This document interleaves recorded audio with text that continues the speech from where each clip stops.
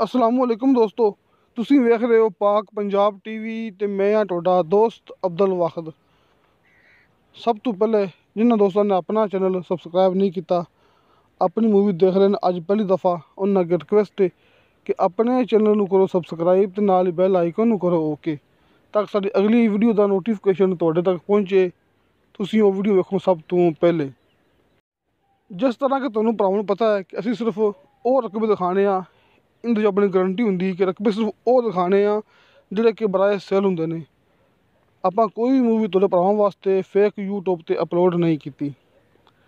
दोस्तों माशाअल्लाह 8000 कुनाल इक्को जगह ते इक्को प्लाट 8000 कुनाल की वीडियो लेके हाजिर होए हैं। तहसील जंड, ज़िला अटक, लिंक रोड के उपर माशाअल्लाह इनका फ्रंट है। सी पैक इंटरचेंज तो सिर्फ 7 किलोमीटर फासला, इस्लामाबाद मोटरवे तो 80 किलोमीटर फासला।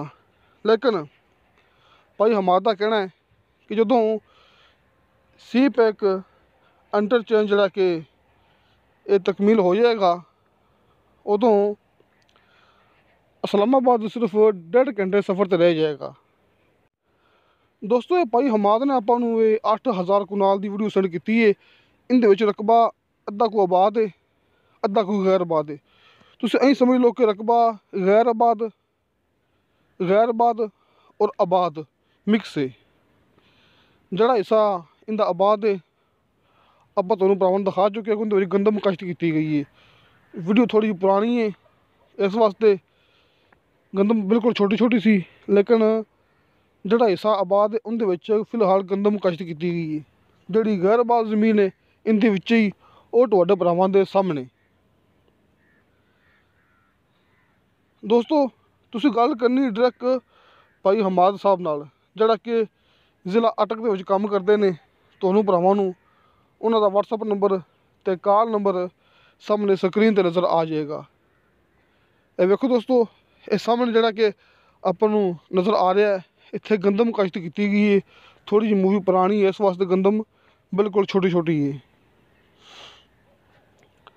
इस अलावा भाई हमारा कहना है कि गंदम तो अलावा सब्जियों, माल्टा, लीमू का बाग, इनके आस पास अंगूर के बाग भी दस्तियाब ने। तुसीं इत्थे ये बागात वगैरह भी उगा सकते जी, ये गंदम तो अलावा।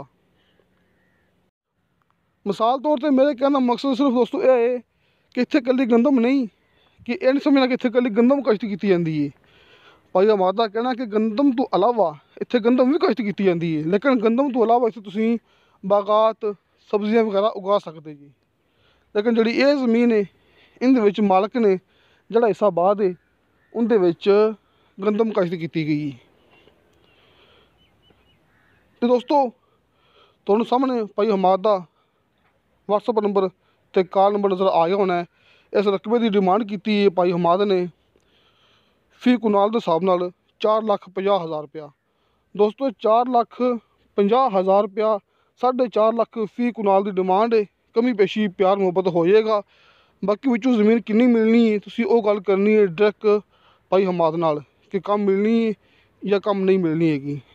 दोस्तों तुहानूं साडी वीडियो पसंद आवे, साडी वीडियो लाइक ते शेयर जरूर करो ते अपने बेहतरीन जे कमेंट्स लेके भेजो।